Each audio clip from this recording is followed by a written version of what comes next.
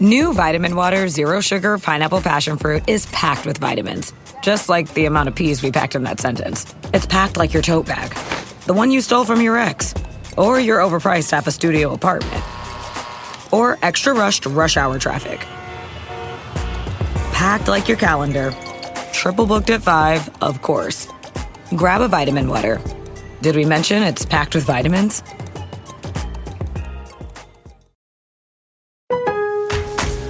Now more than ever, Lowe's knows you don't just want a low price, you want the lowest price. And with our lowest price guarantee, you can count on us for competitive prices on all your home improvement projects. If you find a qualifying lower price somewhere else on the same item, we'll match it.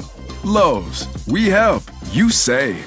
Price match applies to same item, current price at qualifying retailers. Exclusions and terms apply. Learn how we'll match price at lowes.com/lowest price guarantee. You can support this podcast at patreon.com/partnersincrimemedia. I'm Rebecca Lavoie, and this is Crime Writers On.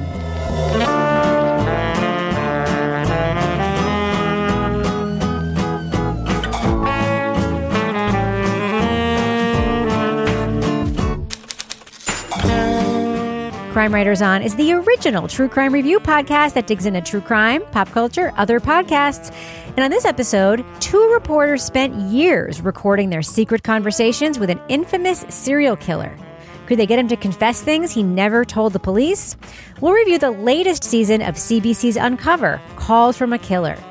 Joining me to get that done and more is true crime author, TV journalist, and host of These Are Their Stories podcast, my husband and love of my life, Kevin Flynn. Hello, Kevin. Hello, Rebecca. Also with us, private investigator, certified pet detective, resident cat lady, and author of the Piper Green series of cozy mysteries, the woman who can always get you into a fancy restaurant in Exeter, New Hampshire, Laura Bricker. Hi, Laura. Hey, Rebecca. And finally, our resident doubting Thomas, author of the City trilogy of novels, host of Rip Current, More Like Ancient Phalians, and the podcast soon to be a motion picture, Strange Arrivals, the king of his local bagel shop, Toby Ball. Hi, Toby. Hey, Rebecca. I just noticed you didn't deny that, Toby, because it's 100% true. So, Kevin, what's coming up on next Monday's show? This is Thursday's program. Yeah, so on Monday, we're starting our summer schedule here, which means we will have all new episodes of Crime Writers On every Monday throughout the summer, and we'll be doing a look back at one of the classic titles on Thursdays. We're asking folks, hey, is there something in particular that you'd like to hear? We're going to be like Casey Kasem and take requests. So we've done a bunch of the great classic titles like Wild Wild Country and Thing About Pam, and there's all sorts of great stuff that we need to go back to. And I will say, before I tell you what we're doing Monday, that we would love to hear from you. So write in and say, hey, I'd like you to go back and listen to your conversation about American Vandal Season 2. And that's what we're doing on Thursday. But if you want to know what the new homework is on Monday's show, we're talking about the podcast Scam Factory from Wondery. All right. So, Kevin, in that little portion there, you mentioned Casey Kasem. Mm-hmm. For those who don't know, does he not have one of the best outtakes in media history? He does. He has a fantastic outtake that this was sort of like passed around among radio people. Oh, yeah. He used to get played on the Howard Stern show all the time. Yeah, where I got it when I was working as an intern in Springfield, and some guy came and he pulled out like 2 reel-to-reel tapes that he had because somebody had copied it for him. And it's just basically, and now you can see it on the internet, listen to it on the internet.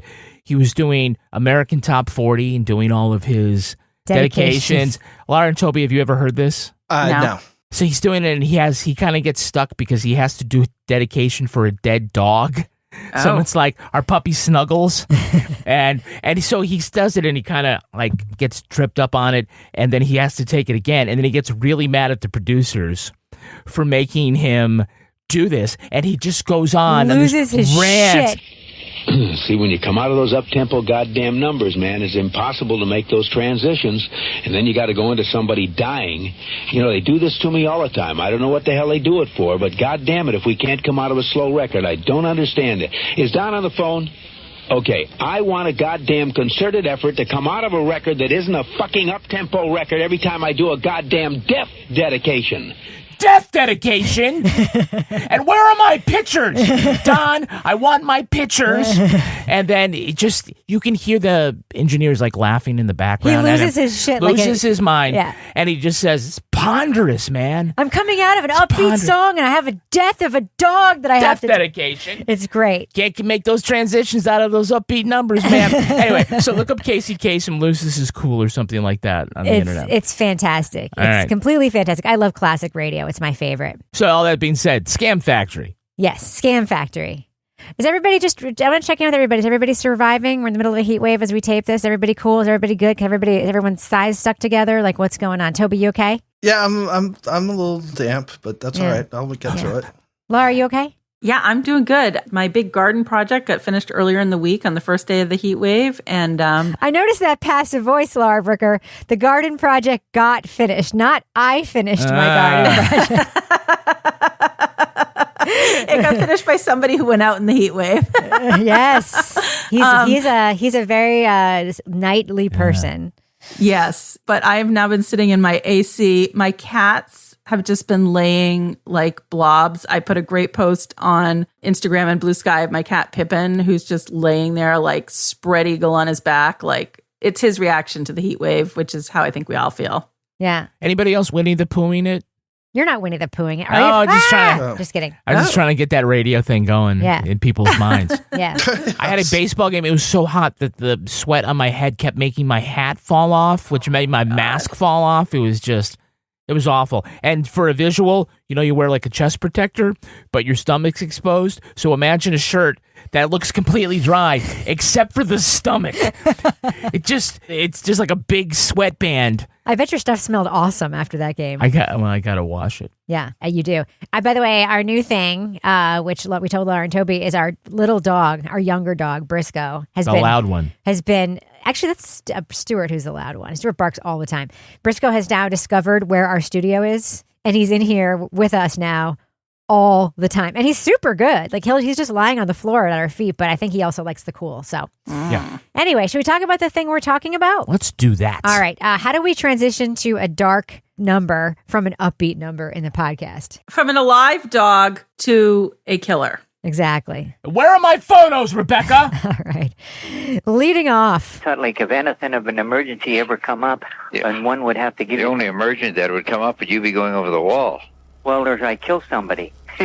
Well, I mean, on the other end of the phone call is a man named Clifford Olson, a man convicted in 1982 of killing 11 children and teenagers. In 1989, Canadian serial killer Clifford Olson initiated contact with two journalists, sparking a series of recorded phone calls. Peter Worthington and Arlene Bynon aimed to unravel the psychology of a man who not only murdered 11 children, but also persuaded the government to pay him $100,000 in exchange for the locations of their bodies. We closed the deal at about 12 o'clock, all right? And then the next day, we left at 9 o'clock when the money was delivered. Then we went directly from there out looking for bodies. You get what I'm getting at? Suspecting there may be more unidentified victims in the U.S. and Canada, the reporters spent years secretly talking with Olson, learning his M.O. and picking apart his inconsistencies. They learned he was charming, confident, and even from behind bars, dangerous. But to make things perfectly clear to you, and I don't want to alarm the public, and I'm not doing this for notoriety, as people say, but I am leaving the Kingston Penitentiary on an escape sooner or later. I'm making my plans and they can do what they want, but they're not going to be able to hold me. Calls from a Killer is the latest season from CBC's Uncover. Worthington's grandson teams with Bynon to rewind the secret tapes and revisit their investigation into Olson. In addition to interviews with investigators and his victims' loved ones, the podcast leans heavily on Bynon's recordings of her conversations with the killer. Spoiler alert, we're going to be talking about plot points from Uncover, Calls from a Killer. So if you want to remain spoiler-free, go to the estimated time code in our show notes for our thumbs up or thumbs down reviews. So, Toby, this is a crime that I think a lot of people would have a hard time imagining happening today. Somebody who was able to kill so many kids in such a relatively short period of time. And it had a lot to do with the time and place, right? Yeah, and I had meant to, before we came on, find out what the date of the whole Jacob Wetterling thing was. That was In the Dark season 1, because I think it's some similar stuff where kids just have all this autonomy and they're doing things that you'd be horrified if your kid was doing now, like hitchhiking places. It was A, a different time, and B, without 24-hour cable news and all this stuff.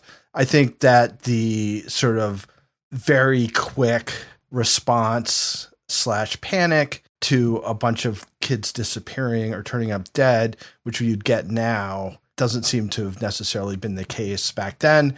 So it really is, even though it's only 45, 50 years ago, it feels like a very different culture as far as permissiveness and the freedom that children have, and then how sort of news of these kinds of things gets disseminated. Yeah. I was thinking, honestly, of like Stephen King's It.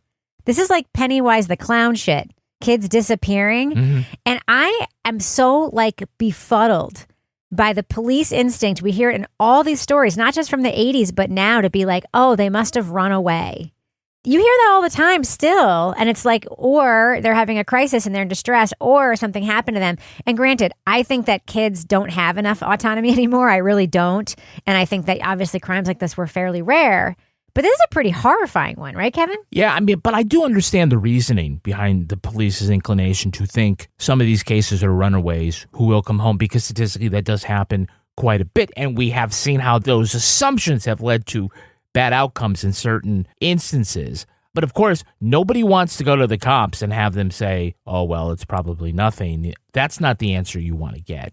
And I can see why it still bristles some families. But I would tell you that the stories of the insensitivity of investigators to these families, as told by the families, are pretty big. I almost like don't know whether or not I should believe it to the letter to what the folks are saying, just because I don't know how much of it is officials saying things that like is kind of conflated with other things these family members heard, and block out some things and you put some things together and stitch it. And was the only thing that they said was like, I guess we were wrong and your kid's dead. Yeah, I mean, that seems that virtually any law enforcement officer would know that's not the way to go about it. But why is it that one mother remembers, this meeting with a family of victims, and the prosecutor said, oh, well, it would be just like if they all died in a car accident or something like that, that nobody remembers that outrageous statement but her?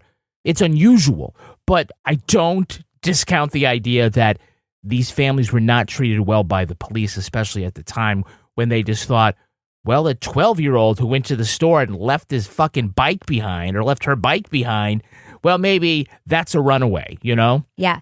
So, Laura, these are very difficult stories to hear, right? Oh, yeah. It's horrible to hear about what happened to these children, and to hear the details of, this little kid goes away, like the 12-year-old, living with the parents who are living in like the motor court, which at that point is like the drive-in motel of the era. So she leaves the parents to go to the mall, borrows a bicycle to ride home, but never comes home.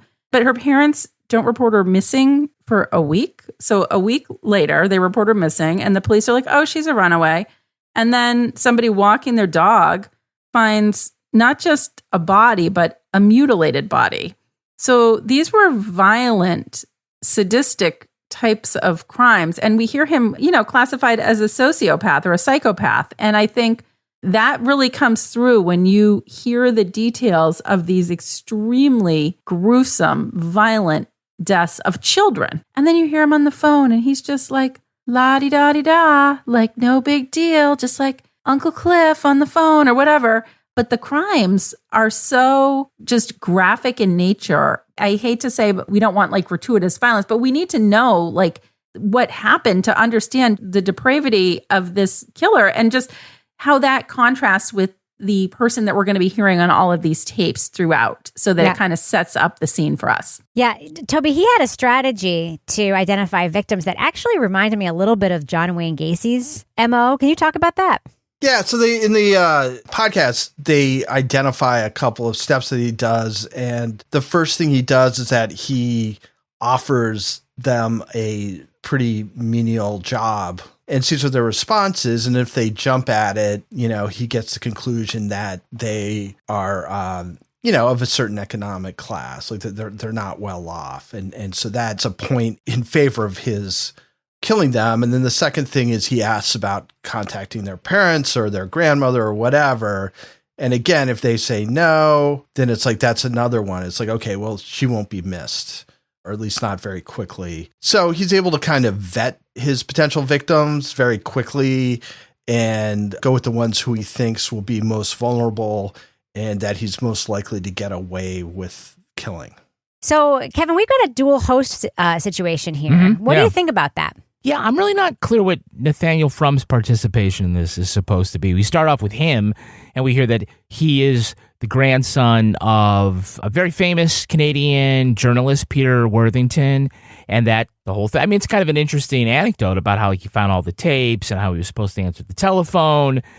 But in this podcast, he seems to me to be more like the producer, and the narration that he does do just ends up seeming unnecessary because this is 80% Arlene, if not more. I was about your age, and he was about my age, and he's not here anymore, and here we are, and both of us picking up this story again.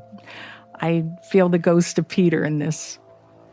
It feels appropriate that we've teamed up, and all these years later, you walking me through this story, you being the vet and me being the rookie. He's not really a stand-in for his grandfather, and he doesn't really advance the story, because either they don't give him new things to do and let Arlene not only handle sort of the ancient history here, but also the new interviews. The debriefs that he does with Arlene are pretty good, and it's, because then we can kind of talk a little more about people's feelings and people's observations where you didn't get that opportunity before. But I feel like this either needed to be more 50-50, or maybe Nathaniel is the host and Arlene is like his main interview subject, and frame it that way and get all of her information there, or just to, kind of be to the side and maybe Arlene interviews him. But that it's kind of set up like dual narrators and it doesn't deliver that. So I was kind of wondering, was that the best way of sort of framing these two people? Yeah. We'll always deliver on Patreon. Holy shit, look what you just did there. I did. Kevin. Yes. We're in the business section. We've got We two are. dogs in the studio with us. They're panting very loudly. They're very excited about the business section going on. Their tails are wagging. I know. The breath situation is no good. What's going on in our business section today? Yeah, you can join us on Patreon at patreon.com/partners in crime media. There's all sorts of exclusive stuff that you get there. Leading off level gets you things like the Crime Writers on After Show, Toby Ball's Deep Dive Book Club podcast, our Married with Podcast relationship advice podcast, and yes, the continuation of Rebecca's Karen Reed case podcast, The Readathon. Bricker scale level members can get another podcast. It's Laura Bricker's Leave It to Bricker podcast, in which she solves mysteries, or at least mysteries to her, in her quaint AF town of Exeter, New Hampshire. If you join us at the Let's Do What We Do level, you can get episodes of Crime Writers on early and ad-free. And if you're a deep diver, you can partake in the recording of Toby Ball's Deep Dive Book Club. Toby's meeting next week, and the book is called A Death in Belmont. Toby, who are your guests? My guests are frequent deep dive favorite Keith Sharon. Yay! Real Swiftie. He's a Swiftie? Huge. Did you remember in his podcast about music on Murder Row? He used blank space to demonstrate what a bridge was. He made a Taylor Swift reference. He made more than one Taylor Swift reference. I didn't focus on that part of the podcast, which I loved. Also, Sarah Kalin, and making a debut, Samantha Prisbilowicz. Nice. Wonderful. We also have an Amazon storefront where you can see some of our favorite things. Rebecca, what are this week's Amazon recommendations? Well, Kevin, I've only bought one thing on Amazon this week. Thank God. And it was your birthday present. Oh, yes. Do you want to tell people what I got you for your birthday? Rebecca got me an ice bucket, but no ordinary ice bucket. It's from Yeti. Oh. Now, Laura, you went to this party with Rebecca, right? And Yes, they had a Yeti ice bucket? It was super nice. Yeah, super nice. It's like a bucket. It's a bucket. It's It a weighs like big 12 bucket. pounds. And it kept that ice freezing at that party like the entire time we were there. It didn't even melt a little. I want to get a big thing of shaved ice and 6 bottles of beer. Just shove them all in there and make it like old-fashioned bucket of beer. It's cute, too. Oh. Yeah, it's really nice. Now, Toby, can you tell us what your listener-inspired Toby Ball's Deep Cut recommendations are? All right, we're going to lead off with the Jollywoods 3-pack watchable female dog diaper onesie sanitary panty with adjustable suspender. Nice. Reusable, fixed, doggy diapers, super absorbent, leak-proof. Leak-proof. Ran out of characters. I think there was probably supposed to be an F that said leak-proof, but I don't want to make assumptions. Coming up second, this is the Canton Cover-Up Coloring Book, a Karen Reed case coloring book. Shut the fuck up. I told you. I was going to get a reaction out of that. Oh my God. That's going pretty far. Does this have red Solo cups in it that you can color? Probably. I would assume so. Red Solo cups, blue paint Yeah. on someone's arm to demonstrate if you lean up against blue paint. Blue paint gets on your arm. Yeah. So all those things. Remember, if you want to check that out and all our other recommendations, you go to Amazon. Go to Amazon.com/shop/Crime Writers On. Just stop in on your way by. Take a little peek. We earn commissions on qualified purchases. I just want to say that coloring book is funny, not because there's somebody who died in the middle of this case, and of course we should be always thinking about that, but because Canton is a garbage fire, and they deserve to have a coloring book made out of that clown town. So Kevin, Yeah. before we end the business section, Toby's like, wow, Rebecca, how do you really feel? it's a fucking garbage fire, and people who live there would completely agree. Leadership in that town needs to go.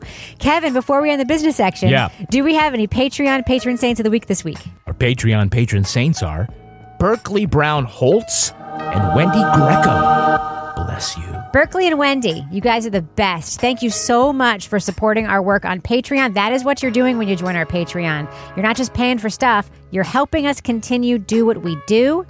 It's expensive to make a podcast. It's not cheap. And we super appreciate your support because it gets that done for us. All right, Kevin, does thus end our business section? Thus ends the business section. I'm going to go ahead and fade that music out right now. So, Kevin, who's our next sponsor? Oh, we're brought to you by Quince. Oh, my favorite. Yeah, summer's in full swing. It's getting hot. You still want to look good while you're out there. And that's where Quince comes in because their clothes are timeless. They feel luxurious, look elevated, and the quality is way beyond what you'd expect for the price. Now, I may as well just tear up this ad because Rebecca buys a lot more from Quince than I think we'll ever make in ad revenue. It's literally my favorite place to buy clothes. You know that. Yeah, you just bought a bunch of dresses, right, for the summer? I bought 2 dresses, both for the summer and for a trip we're going on in the fall where you need to be able to pack, but also like have stuff that looks nice. Mm-hmm. I bought the Vintage Wash Tencel button front midi dress. That's the one I tried on for you the other day, remember? Yeah. And then I also bought the European linen shirt dress, which is like that one. Yeah, the one with the definitely. sash and these dresses are super high quality. Way less than $100. I think the Tencel one was like $70. They are incredibly beautiful, timeless dresses that I can wear on all sorts of occasions. Yeah. There's 100% European linen tops. Those start at $30, They're and awesome. a lot of other great items that you can get at Quince. So give your summer closet an upgrade with Quince. Go to quince.com/crime for free shipping on your order and 365-day returns. Mm-hmm. That's QUINCE.com/crime to get free shipping on your order and 365-day returns. Quince.com/crime. Always so fresh, delicious, and nutritious, Eggland's Best Eggs fuel the body with 6 times more vitamin D, 10 times more vitamin E, and 25% less saturated fat compared to ordinary eggs. Visit egglandsbest.com to learn more. We all belong outside. We're drawn to nature, whether it's the recorded sounds of the ocean we doze off to, or the succulents that adorn our homes. Nature makes all of our lives, well, better. Despite all this, we often go about our busy lives removed from it. But the outdoors is closer than we realize. With All Trails, you can discover trails nearby and explore confidently. With offline maps and on-trail navigation, download the free app today.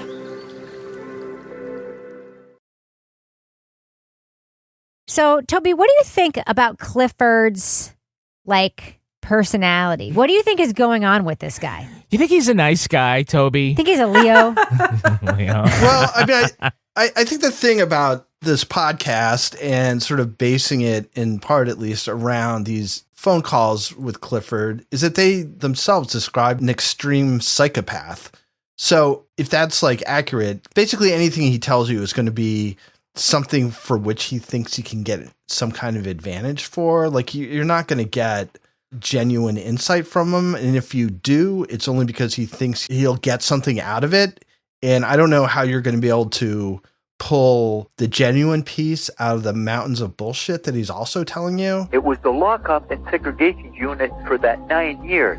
You can talk to any criminologist, Clifford, and that doesn't make a man hate women and want to kill them. Well, okay, to answer your question, it was from being locked up. Simple as that.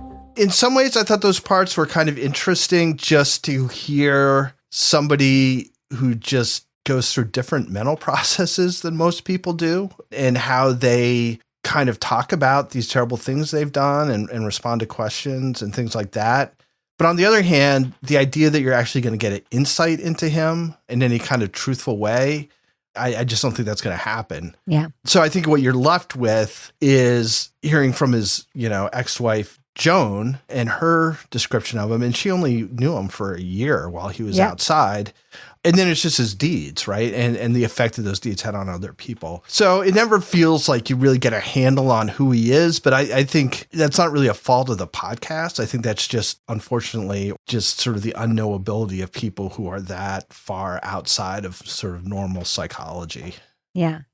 So the thing that surprised me, Laura, was hearing Arlene talk to him as if she expected good behavior in some ways. And so when he would do something weird or say something shitty, she'd be like really taking it earnestly. And I'm just like, why do you expect this guy who did these things to be able to have discourse with you that doesn't bother you, that doesn't intrude, that isn't disturbing? What did you think about that? I was kind of naive. And it's interesting to hear the evolution of Arlene's relationship with him and the frustration that increases. In later years, you hear her really calling him out and just getting really angry with him and you can't do this and why shouldn't you tell me this and you're shutting down and whatever. I've driven up and down the strip, places where apparently that you murdered. Now all of a sudden you're saying, why should I tell you why I killed? Come on. You got some problem, Arlene. I'll tell you what. Listen. I don't have a problem. If you have a problem, then I just won't call you anymore. You don't have to come in to visit me. You just... Well, why every time when I ask you do you get angry? But early on, he's calling her at home. He's calling her at work. He's calling Peter and getting Peter's grandson on the phone for 30 minutes. So he's got no boundaries. He's running the show. And I think just the level of violence that he's committed against children, thinking that somebody like that is going to be like, oh, yes, Rebecca, I would love to tell you my whole story and about my tortured childhood and why I did it and how sorry I am or how sorry I'm not. And do you want to know all about it and what makes me tick? He's so controlling that even though he's got the ego, he's not willing to give in to the request to actually have an honest conversation. I don't think he's capable of having an honest conversation, quite honestly. But you hear he comes across, he's just kind of sounds benign. Yeah, he sounds like a jerk at times, but he's just kind of chatting away, asking about baseball games or something and do. And I think hearing that and hearing her frustration and hearing how naive she is in approaching him kind of makes you realize how these children were taken in by him because he's the ability to just play people. Mm-hmm. So, Kevin, we hear about a very unusual arrangement in this podcast. I've never heard of it before. Oh. Do you want to just explain what happened, how the police got him to cooperate? He apparently said that he would tell authorities where the bodies were if they would pay him $10,000 a body. Yeah. And it's fucked up. It's fucked up. I can't imagine that happening today. Well, I mean, in part because this is what they did. And for whatever reason, the Canadian authorities felt like they needed to do this because they thought, the bodies would never be recovered. It's like negotiating with terrorists. It is. And, when you talk about crime pays and people shouldn't make money off of their crimes and whatnot, this is sort of a direct line to that. He certainly wasn't motivated by greed when he committed these crimes. And I would imagine that there are probably few killers who say, I'm going to commit this crime because down the road I'll be able to make money on telling people where the body is. Tipsters do that. Tipsters trade tips for money and they say things that aren't true sometimes. Well, sure, but I don't think this was part of a master financial plan. No. Right? This is somebody who is extremely violent and a sexual sadist, and this is just another, because you're right, one of his other side hustles after being almost, a career inmate was to know how to work the system, getting Social Security or whatever it's called, basically. and getting stuff for ratting people out. But yeah, that's and to find that out, I will say, because I didn't know about this case, and I'm sure a lot of people coming to it don't. That was a big twist. That was an interesting twist in this particular case, was that they paid him for that information and what he did with that money. And I think it's interesting to hear today how the family's thoughts are changing and different from one another about whether or not that was the way to go. But that's a unique arrangement for certain. Yeah. I was not actually disturbed by the Social Security, the benefits thing. I actually think that like he's still a person and like that's a benefit you get for being a Canadian, and he's still a Canadian person. I don't know what he's going to do with his $1,100 a month or whatever, but that's like a decent amount of money in 1980, whatever, right? Like, but Laura, what did you think about the being paid for revealing where the bodies were? That was pretty unique because it's a lot of times makes me think of like, we will not deal with terrorists or something, like we will not negotiate. The fact that the police and the authorities actually went along with that was pretty surprising to me. And I guess it speaks to really wanting to help the victims of these other crimes find their loved ones so that they can put it to rest. But I was also just like, so now Olson has allegiance to his wife and his son, who he like basically like beat the shit out of when he was married to her and raped her. But now he wants to like give her the money that he was going to get for leading people to the bodies. I was like, again, it just feels like the puppet master. So I was surprised that they made that deal. I guess I'm not surprised at the public outrage that came out after that was made public. Yeah. So Toby, this is about control, right? Because we do hear from Joan. I would love to know what you thought about the taped interviews with Joan. But also, isn't this whole money thing and everything else just a way to get people to do something he wants them to do? Yeah, I mean, I think that's what Laura was saying, is he's got limited options for control as a prisoner, and he's going to be a prisoner for life. So one of the few like chips that he has is he knows the location of those bodies. And then what can he do with that? Well, he can coerce them into paying him for it. You don't negotiate with terrorists because you don't want more people to do the same thing, and you don't want terrorism to pay. And I think the calculation they were making is people aren't going to look at serial killing as a way of making bucks. Like I don't think they anticipated that. I think time has shown that to be accurate. So whether or not like doing it this one time made sense, sort of these worries that it was going to spawn these serial killers who wanted to make money by showing where bodies were kind of didn't play out. As far as Joan goes, I mean, it's just like another tragic story that would go in a whole lot into her pre-Clifford life, but it does seem as though she must have faced abuse. I guess they said that she was pretty seriously abused by her first husband, but she talks about Clifford being kind to her, and at the same time talks about how he beats the shit out of her.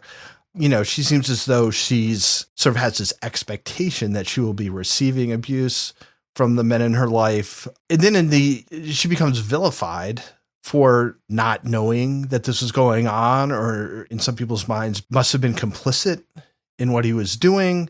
There's no firm evidence to point to anything, but I think the reality that you get out of it is she really didn't have a whole lot of agency in this relationship. So he was doing what he was doing. She was abused. And if she knew, I'm sure she was scared. But I think she was also probably in a situation where asking questions about what he was up to probably did not get positive feedback and probably ended up in more pain for her. You know, I mean, at the end, she kind of comes off as being somebody who is in a terrible situation and is just trying to do what they can with the situation they're in. And then after enduring all this stuff and Clifford is in prison, and then suddenly he's sending her money, and she's like, well, of course I'm fucking taking it. You know, they're like, I've got to feed my kid. I've got to like pay rent. Like we have to live. Mm-hmm. And this is an option. And it's not like she's wealthy and this is just like letting her go on sweet vacations or something. Yeah. It also wasn't her decision. It was the government's decision. Right. Like, you know what I mean? I don't have any problem with her taking the money. It was their bad decision, not hers. Yeah. So she was a person who maybe can be faulted for having the bad taste in men, but everything that followed beyond there seems like it was sort of out of her control. It's hard for me to see her as anything other than like another victim in this situation. The detail that really stuck with me about her, Toby, was how when they first started dating, he was bringing her a corsage every time he came to get her. Love bombing, yeah. It's more about he didn't know what to do. Yeah, I think he like watched 16 Candles or something. It was like, oh, I just got to bring her corsage. Yeah. They went to the prom or they went to a wedding and they got a corsage. So I'm just going to bring her corsage every time I come over. I'm like, oof. So, Laura, we hear that Arlene's relationship with him ends when he tells her he's planning to escape prison. And then we learn he's escaped prison a bunch of times, like Ted Bundy style. Yeah. What did you think about that? Again, I'm like, just when you think you've heard it all about this guy, he had escaped, like 6 or 7 times. But this was mostly before he was in prison for the murders, before the conviction for being a serial killer. But he escaped 7 times, and he had a stolen handcuff key where he was trying to get out one time, and he had to go to a max security prison after that. And I'm like, this guy is always thinking, you don't really hear about prison breaks or prison escapes or jail breaks that often. So to have 6 or 7, how was he talking his way out of there? Like, who was he manipulating to get information? It's like that. Remember that prison guard a few years ago, the woman who was having the from Dannemora prison. Yes. Yeah. But it's just like, I'm thinking as I'm listening to I'm like, you don't just hear one escape. You're like 6 to 7 escapes. I'm like, this guy just, he's not a quitter. Laura, did you know that Canadian serial killers only have to serve 83% of the same sentence that Americans do because of the exchange rate? Stop it, Kevin. Kevin, I have a final question for you. Yeah. So Arlene is thinking about going to visit him in prison, and ultimately Joan, his former wife, begs her not to, so she doesn't go. What did you think about that prison dynamic? Well, there was the one time that both her and Peter visited the prison, right? And sort of under the guise of they couldn't say that they were interviewing him or that they sort of had as any visitors, contact. Yeah, as visitors, right? And so there's this one scene that she describes where she sort of gets to walk on her own through the maximum security prison. But I think there was a clue that I don't know if she missed it, but she didn't bring it up in the podcast, which happened to be all the other inmates, when they sort of clocked that who she was, they're like, that's Olson's girlfriend. He was calm until he wasn't. As I walked away, he started calling my name. Arlene. Arlene. A nearby prisoner yelled, "It's Clifford's girlfriend." That might be the kind of thing that other inmates might say to shit all over Olson, but it's very possible, I think, that Olson was sort of either explicitly telling the other inmates that or admitting that. And I think that it reveals that his motivation was not necessarily having his story told. It was the girlfriend experience, right? And so he loves the attention, and everything that Peter gave him, he took in one way, but I think that he also got something else out of Arlene. I really like Arlene in this story, right? As a character, I kind of wanted more from her of her experience, and maybe I'll explain more of my reasoning on that when we get to the reviews, but I think we don't really know a lot about what made Clifford Olson tick, and they tried awfully hard, and they didn't figure it out either.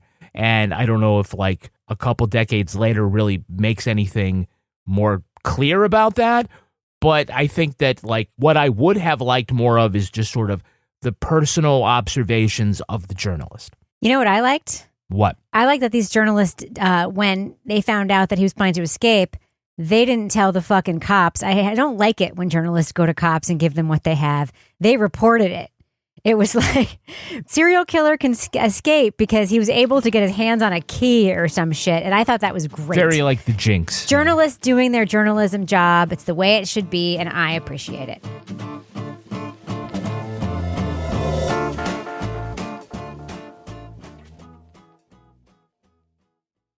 We all belong outside. We're drawn to nature, whether it's the recorded sounds of the ocean we doze off to, or the succulents that adorn our homes. Nature makes all of our lives, better. Despite all this, we often go about our busy lives removed from it. But the outdoors is closer than we realize. With AllTrails, you can discover trails nearby and explore confidently. With offline maps and on-trail navigation, download the free app today. Create an oasis with Thuma, a modern design company that specializes in furniture and home goods. By stripping away everything but the essential, Thuma makes elevated beds with premium materials and intentional details. Using the technique of Japanese joinery, pieces are crafted from solid wood and precision cut for a silent, stable foundation. Assembly takes just 5-ish minutes with no tools required. To get $100 towards your first bed purchase, go to thuma.co/Pandora. That's THUMA.co/Pandora. All right, let's do what we do. Let's let our listeners know, should they check out Calls from a Killer from CBC's Uncover? Laura Bricker, thumbs up or thumbs down for Calls from a Killer? Yeah, I'm going to go mild thumbs up with this. This was like a very personal story. Obviously, we've got Arlene, our host, and this is like here's this story that was the biggest story of my career that I covered for all these years, and I have all this tape, and now I have the grandson of my colleague at the time, and he has even more tape. So we really need to do a podcast about this. And hey, I would do the same thing. I think for me, why I'm not a super thumbs up is there were times it felt like it was kind of slow and it didn't really feel like it propelled forward because it was really a retrospective look at this case and kind of looking back at how it unfolded and then doing some follow-up interviews with family members and people that were there at the time. But for me, that sort of didn't give it that anticipation. It was more of a kind of a history lesson type of podcast. And I do think it was interesting. I think it's interesting to hear tape of somebody that is in this position and how they're portraying themselves. Unencumbered, they're just going on. And that was interesting to listen to, but I would have liked a little bit more suspense in listening to it. And I don't know how you do that with a historical story, but overall, I thought it was pretty interesting. Toby Ball, thumbs up or thumbs down for Calls from a Killer?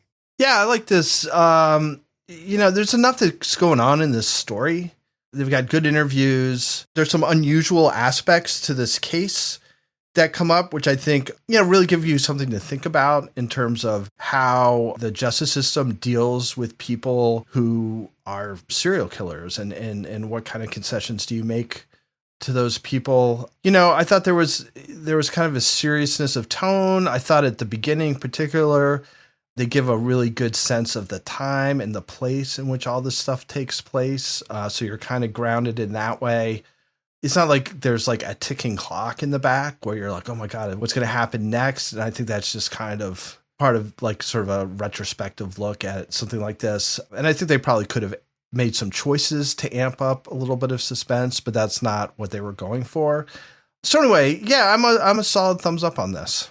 Kevin Flynn. Yeah, I'm a thumbs up. I guess a mild thumbs up on this. I'd say it's very interesting. The title is Calls from a Killer. That's just kind of what it is. It's not terribly propulsive or true crime entertaining in that way. We hear a lot of tape. And the calls themselves don't really go anywhere. It's not to any narrative conclusions. But it was really compelling. And this was largely about the real-life experiences of the people involved.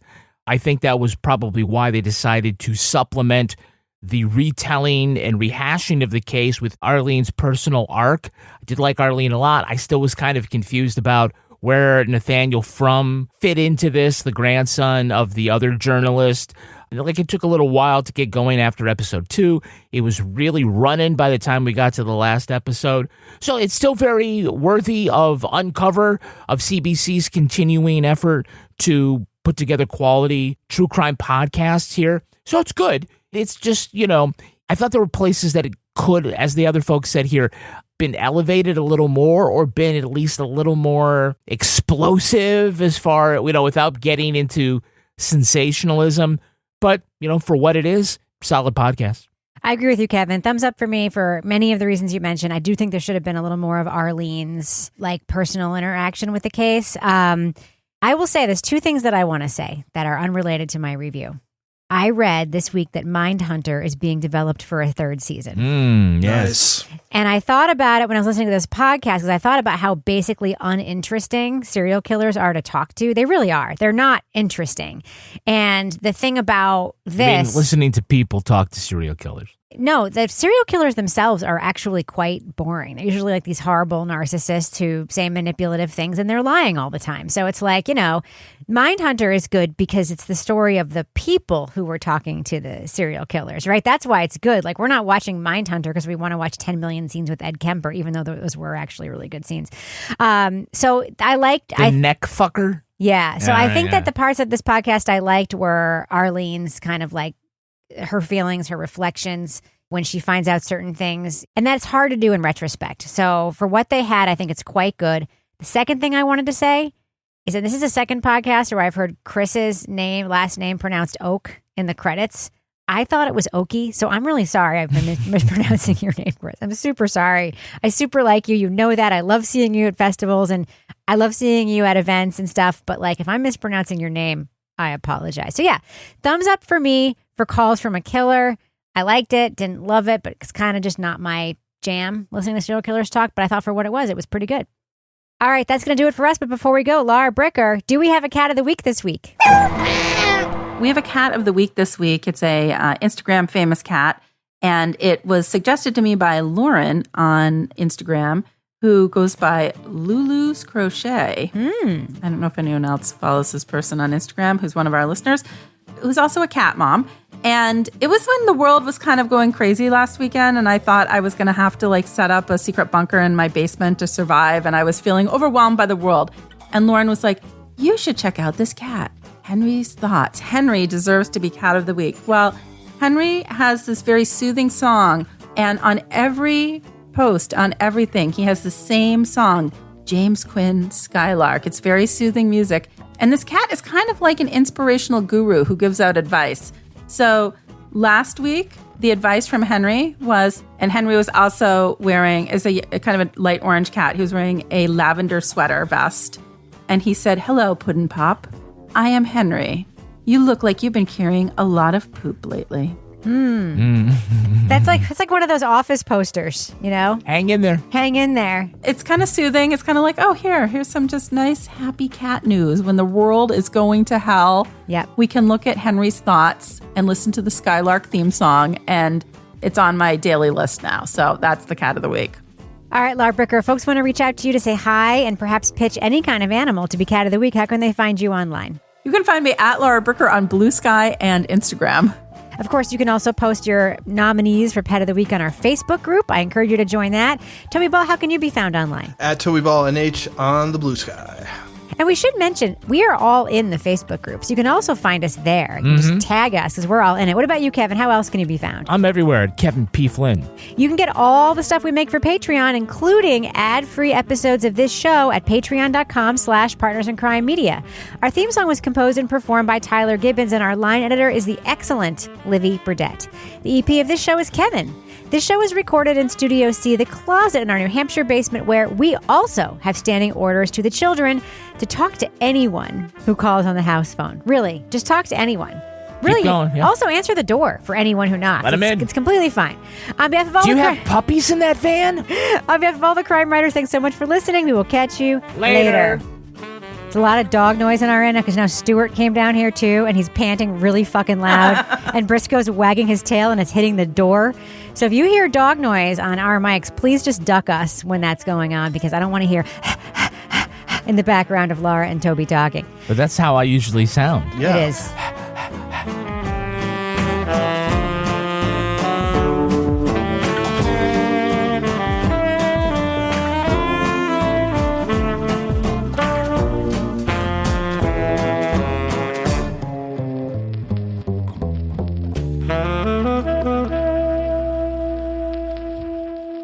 Partners in Crime Media.